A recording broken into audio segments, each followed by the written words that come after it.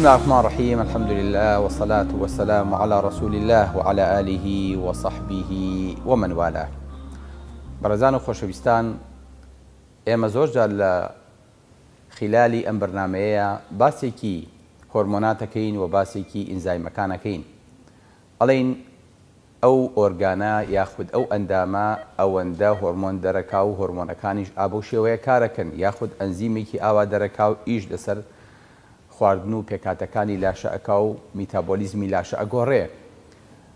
با بزانین ئەم شتانی کە ئەیڵێین، ئەم ناوانەی کە ئەیبین چین بۆ خۆیان، ئەم یەکانە لە چی پێک هاتوون.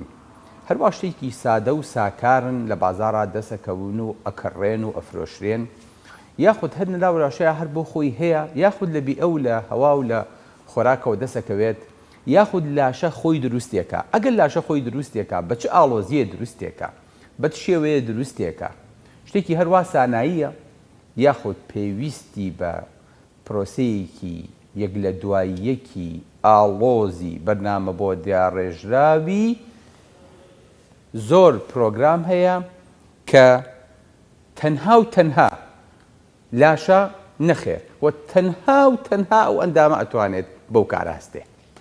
فەرموو. ئەنزیم و هۆرمۆن لە چیە یەکەگرنەوە و لە چیشا جیاوازن؟ هەردووکیان پرۆتینن، هەردووکیشیان لە ئەماینۆ ئەسید پێک دێن. ئەنزیم هاوکاری لاشە ئەکات لە هەرسکردنی خواردن و تێکشکاندنی خواردنە ئاڵۆزەکان بۆ یەکەی بچووکتر و سادەتر بۆ ئەوەی کە لەژ بتوانێت ئیسفادەیان لێ بکات. هۆرمۆنیش پێکهاتەیەکی پرۆتینە کەوا لە لاشە ئەکات بە شێوەیەکی هارمۆنی، بە شێوەیەکی منسەجیم و جوان هەموو لاشە ئیدارە ئەکات و تەنسیق لە بینی بەشەکانی لاشەیە ئەکات و ئەمە مێسجی ناو لاشەیە. چۆن کەسێکە پۆستە چییە ئەچێ مێسیجە با بۆ کۆمەڵی خەڵک. هۆرمۆن وانە، هۆرمۆن ئەینێرێ بۆ هەمووی، ئەنووسێ سێن تو ئۆڵ، بەڵام کامەی ئیسفادەی لێ ئەکا ئەمەیان جێی پرسیارە. ئەو بەشانەی کە ئەم مێسیجی بۆ ئەنێرێ ئەو بەشانن کە خۆی ئەیەوێت، لەوێش ئیستیقبال هەیە، ناچێت لە سندوقی بەریدەکەیە بۆی دابنێ، نەخێر، دەست بە دەست ئەیداتێ ئەڵێ تۆ لەسەرەوە ئەمری پێکراوە ئەبێ ئەم فەرمانە جێبەجێ بکەیت، ئەویش ئەڵێ ئەسەمع وەتاعە بەسەر چاو جێبەجێیەکەیت. ئەم هۆرمۆنە کۆدی هەیە، نووسینی هەیە، ئایا جفرەیەکیان هەیە لە بینی یەکاتی ئەگەن ئەی بۆ ئێمە تێی ناگەین، بۆ ئێمە ئەمە نابینین، بۆ ئێمە هەستی پێ ناکەین، بۆ ئێمە لە ڕێی فەحس و مختەبەرەوە نەبێ، ڕێژی ئەمانشمان بۆ دیاری ناکرێ. چۆن ئێمە کیتمان هەیە لە دەرەوە لە مختەبەرە، ئەوانیش بۆ خۆیان کتی خۆیان و ڕیسەپشنی خۆیان و ئیستیقبالی خۆیان و نێرەر و وەرگری خۆیان هەیە. هۆرمۆنات خۆشەویستەکانم بەس ناوی هۆرمۆنە. من و تۆ هەروە بە سادەیی و بە ساکاری بیری لێ ئەەکەینەوە وڵا فڵان هۆرمۆن دەرەکا، وڵا تێزێش دەرەکا، وڵا تایرۆکسین دەرەکا، وڵا نەخێر.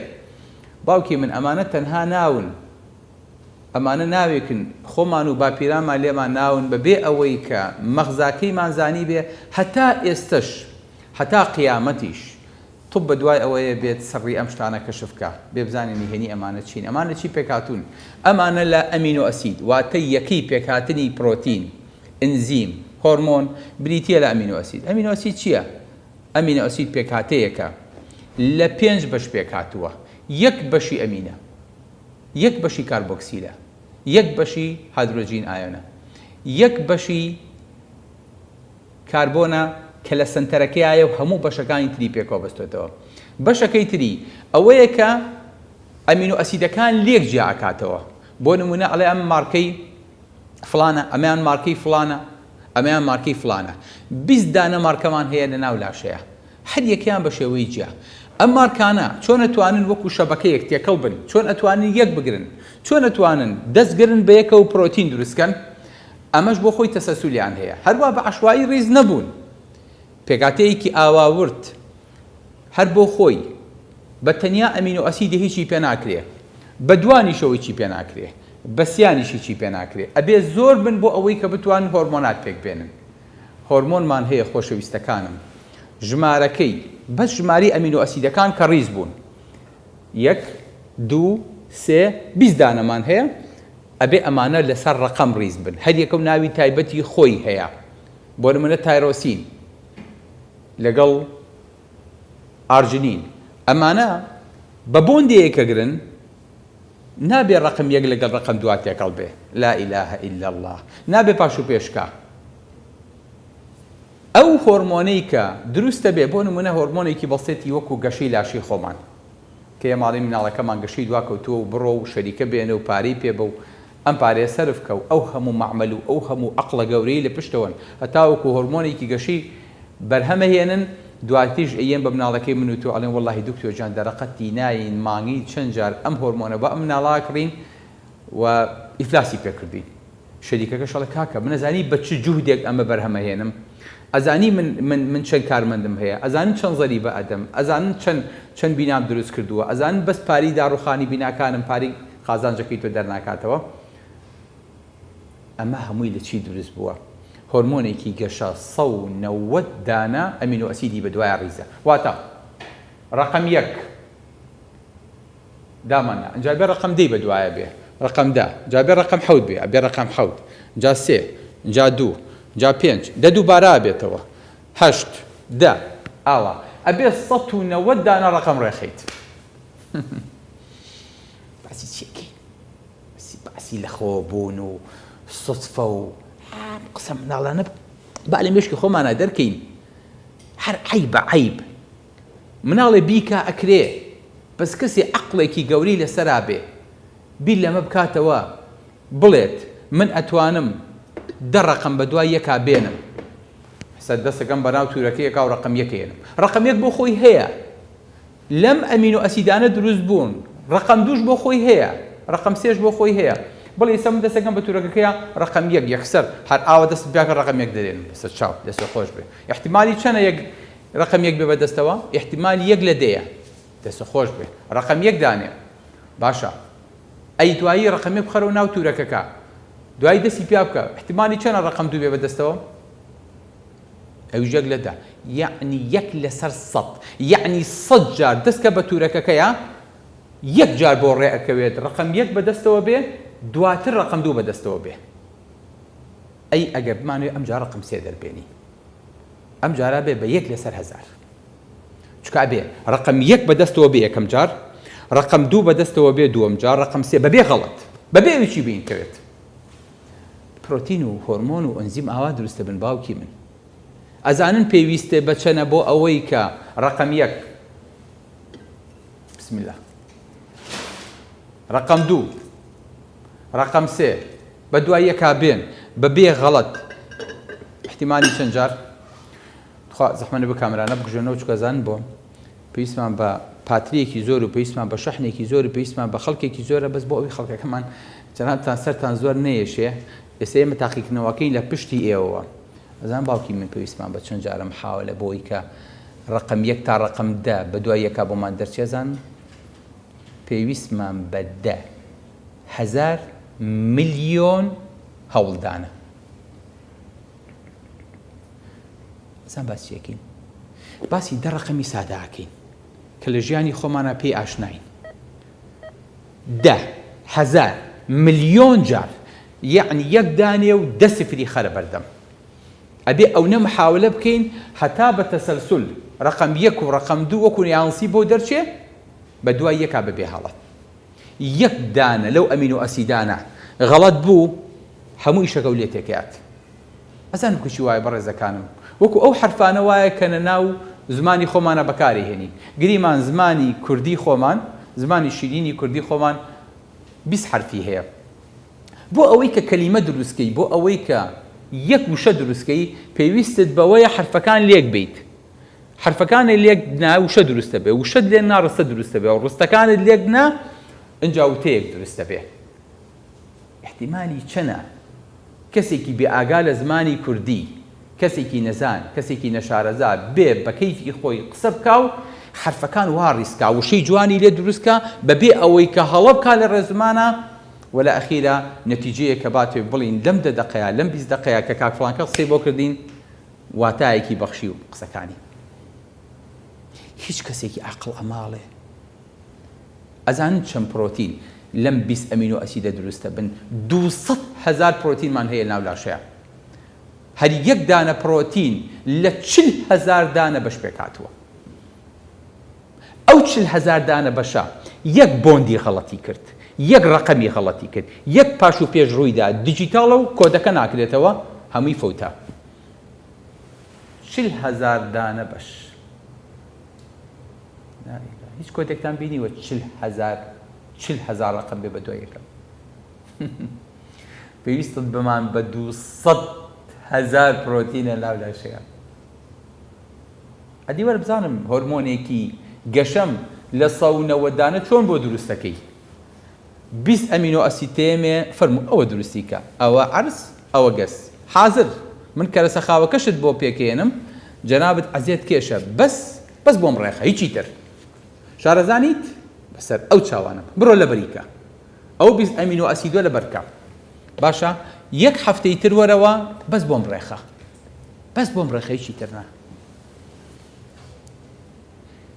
ئەمە ئەبێ ئیمتیحانی بۆردی لەسەر کرێ. ئەمە باوکی من هەروە لە عەشوائیەتەوە نهاتووە، هەروە لە فەراغەوە دروست نەبووە.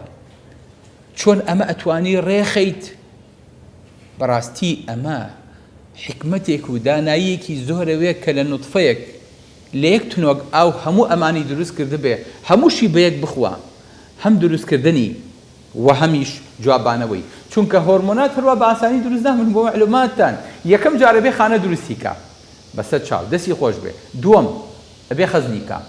سێم ئەبێ پاکجی کات و ڕلیزی کات و ئیستیرادی کا بۆ دەرەوە.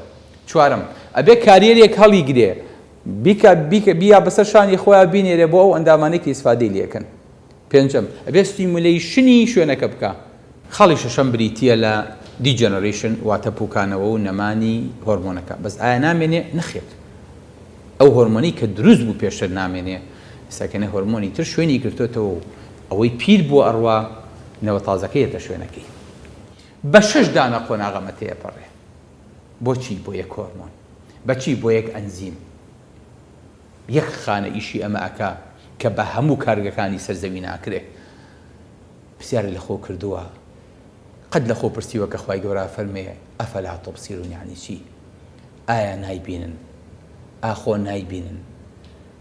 ئایا بەبیرمان هاتوو ئاوا جارێک کە و کوژی بۆ ئەم بابەتە دانیشی پێشەوەی دنیامان لە دەست چێت و ئەم دنیاە بەجێ بێڵین بزانین ئەمانە لە چۆ بۆچی هاتوون؟ قەت بیرمان لەوە کردەوە خۆشەویستەکانم. یەک هۆرمۆنی تایرۆکسین کە پێوتێت TSH، 2 لیمپی هەیە. لیمپێکی 92 دانە ئەمینۆ ئەسیدی ئاو بە دوای یەکە بە تەسەسوڕ ڕیز کردووە، دانەیەکیان 113 ڕیز کردووە، بە هەردووکیان 205 دانەی ڕیز کردووە. هیچ شتێک تامی ئەو نایە، هیچ شتێکیش ناتوانێت ئیشی ئەم بکات. 205 دانە ئەمینۆ ئەسید لە دوو لاینی جیاوە، هەردووکیان یەک پێگرێ، یەک TSH دەهاتێ، بۆی کە بتوانێت چالاکی غودەکانت ڕاگرێ. لە ڕۆژێکە ملیۆنەهای ئاوا دەرەچێ و ئیفرازێ بێت ناوخودەوە. ئەمە یەکێکە لە سەدەها هۆرمۆن و پرۆتینی لاشە کە لاشە ڕۆژانە دەرێکا و تەنزیمی شێکات و وەری شێگرێت و فیدباکی ژوەرەگرێت و ئەشینێرێت و من و تۆ لە خەوی غەفڵەتە هیچ مێشێ میوانمان نییە. ئەمەیە کە بەڕێزەکانەمانەوێت لەمە تێ بگەین. ئەمە بەسیترین شتە کە هۆرمۆنە. ئەنزیممان هەیە وەکو ئەنزیمی لایپەیز، بەس لایپەیز کە پەنکریاس و کە لیکەڕژێنەکان دەرێکن کە تۆ هەروازانی بەز ئاویتیایە، 450 دانە ئەمینۆ ئەسیدی بە دوای یەکا ڕیز کردووە. سیرەمی ئەمایلەیز 496 دانی بە دوای یەکا ڕیز کردووە، نەک 496. لە شەشەکە یەک دانە غەڵەت کە ئەو ئەنزیمە دروست نابێت. واتە ئیشی تێکشکاندنی شەکر لە مادەی نیشاستەوە بۆ نابێ بە گلوکۆز، قەتیش دەسەر ناکەوێت، قەتیش تاقە و نابێ، وەکۆی کڵۆک شەکر خواردە بێ بە ساقی داد نابێتەوە. باوکو گیان ئەمانە چێ ڕێکێخە؟ ئەمانە چێ دروستیەکە؟ ئەمانە چێ بە دوای یەکە؟ ئەم تەسەلسولە دیجیتاڵە جارێ ئێمە هیچمان لەبارەی ئەمە نەزانیوە. هەتا ئیستاکێنە ئەمینۆ ئەسیدەکانی لاشەشمان کە کەرەسەی خاوی پێکەنانی ئەمەن دوو جۆرن، یەکێکیان لە ڕووەک و لە حەیوانات و لە خواردنەوە وەرێگرین، یەکێکیشمان لاشەی خۆمان دروستیەکە. ئەی معمەلەکان هیچ، ئەی دەرەوە هیچ، ئەی لە بازار کڕین و فرۆشتن هیچ، ئەی ئەگەر نەما ئەی ئەگەر یەک دانی لەم 20 نەقص بوو تەواو باران نەباری چێکی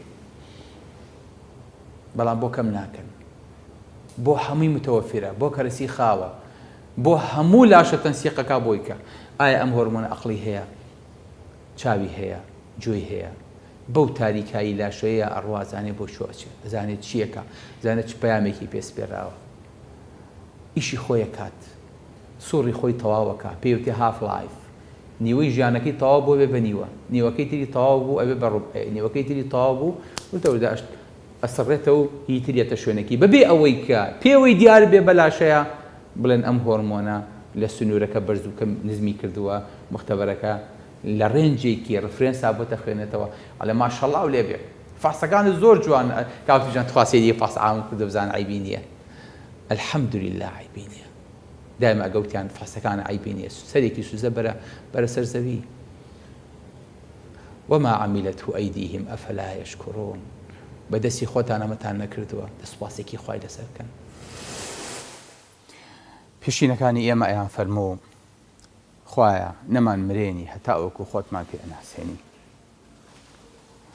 بەڕاستی زۆر جار کە ئەمەیە خوا بناسم ئەچم بۆ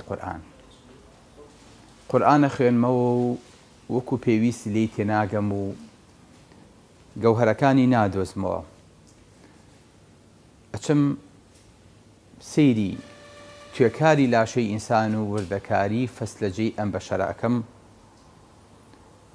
اینجا هەستەکەم خوای گەورە چۆن زەڕە بە زەڕەی ئەم لاشەیەی بە وردەکاری و بە پرۆگرام داناوە حرف حرفی قورئانیش ئابە و شێوە ورد و جوانە داڕێژراوە بۆیە تێگەم هەر خالقی ئەم ئینسانەیە کە ئەم قورئانی ناردووە و ئەگەر پێکەوە سەیری هەردوو کەونەکە و هەردوو پەرتووکەکە نەکەی سەر لێ ئەشێوێ بۆیە فەرمێت الرحمن واتە خوایەکی بەخشندە بە دنیای مسلمان و بێباوەڕیش خلق الإنسان